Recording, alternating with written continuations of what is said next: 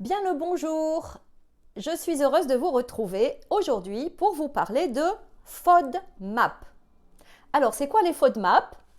Personnellement, il y a encore quelques temps de ça, je ne connaissais pas ce mot-là. Par contre, je me suis rendu compte que je connaissais le principe, mais je ne connaissais pas le mot. Et c'est une amie qui m'a parlé de ça, qui était, d'ailleurs, elle se reconnaîtra parce que je sais qu'elle suit la chaîne, j'en profite pour l'embrasser chaleureusement. L'idée de ces FODMAP, c'est que ce sont des aliments fermentescibles. Donc F, c'est fermentable, attention avec mon super accent anglais. O, c'est pour les oligosaccharides. Le D, c'est pour les disaccharides comme le lactose par exemple. Le M, c'est les monosaccharides, tous les fructoses qui sont en excès de glucides. Le A, c'est and, qui veut dire et en anglais. Et le P pour les polyols. Ces polyols sont des sucres par exemple, les polyols qu'on retrouve dans les alcools, par exemple. Donc, FODMAP, les aliments fermentescibles qui contiennent et qui rassemblent les glucides à chaîne courte et qui sont mal tolérés et absorbés par l'intestin grêle. Et surtout par les personnes qui présentent des douleurs chroniques comme les fibromyalgiques, mais tous les autres aussi, parce qu'on sait que la conséquence des douleurs chroniques, c'est un déséquilibre intestinal aussi. Je vous ai parlé donc du syndrome de l'intestin irritable dans une vidéo, avec le rôle joué par les probiotiques.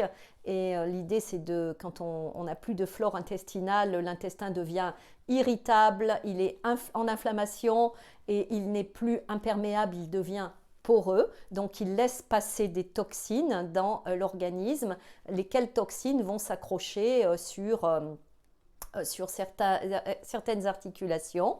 Et donc, ça va pas forcément aider dans le cadre de la fibromyalgie.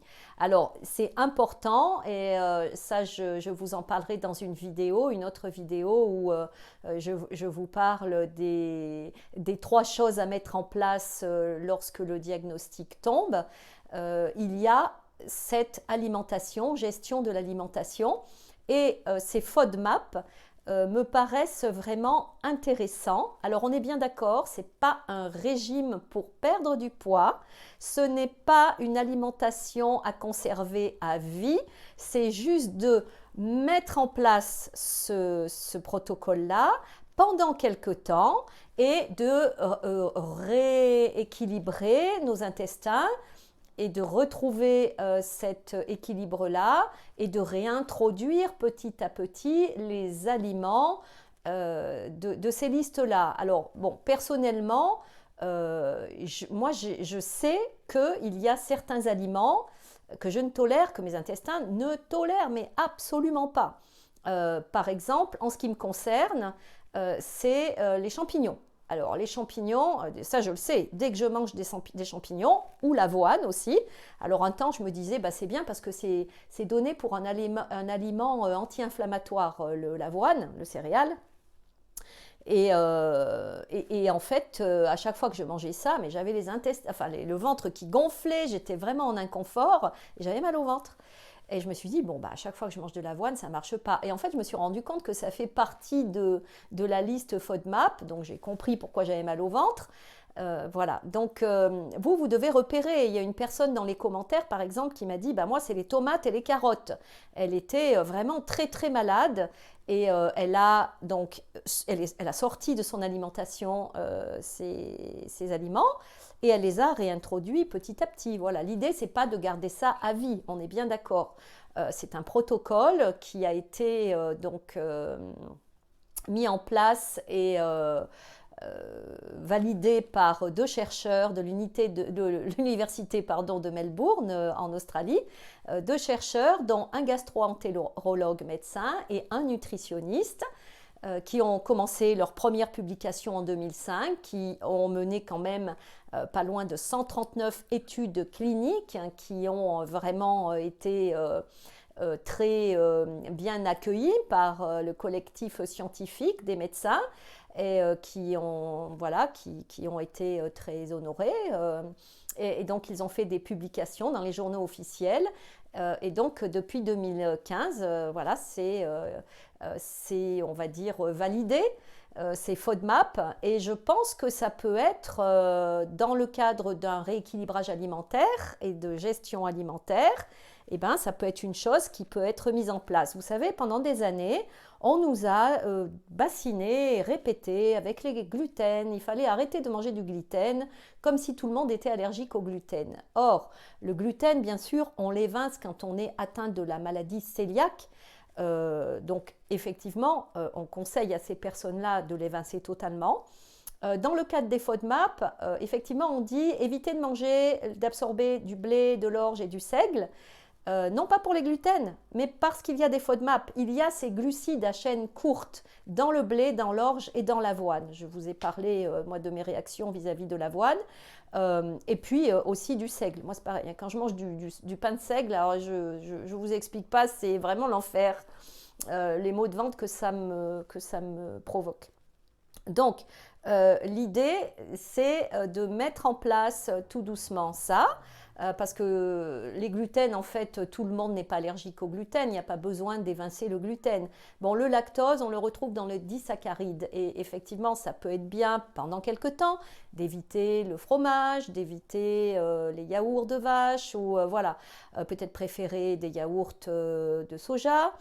Nature ou peut-être simplement des yaourts aussi de chèvre ou de brebis qui sont moins chargés en lactose. Voilà.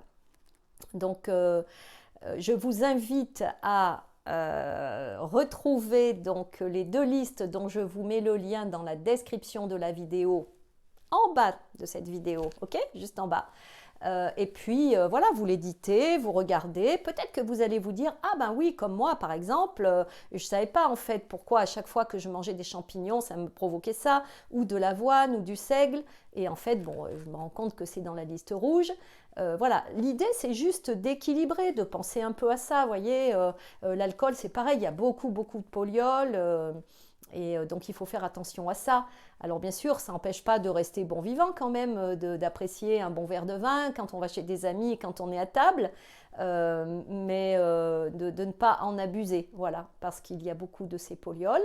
Donc je vous invite à penser à tout ça, à réfléchir à tout ça, à le mettre en place de façon, on va dire, tranquille, ok, parce que souvent on veut tellement aller vite, mieux, aller mieux vite, pardon, mais enfin bon voilà, que on aurait tendance à brûler des étapes. Pensez toujours à faire les choses tranquillement, voilà. Et c'est ce qui fonctionne le mieux. Je vous remercie de votre écoute et j'espère que ça va vous aider.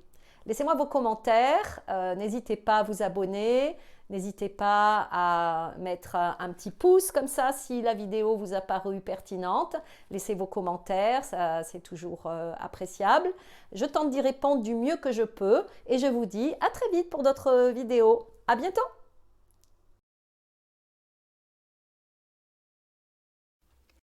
Merci d'avoir regardé cette vidéo.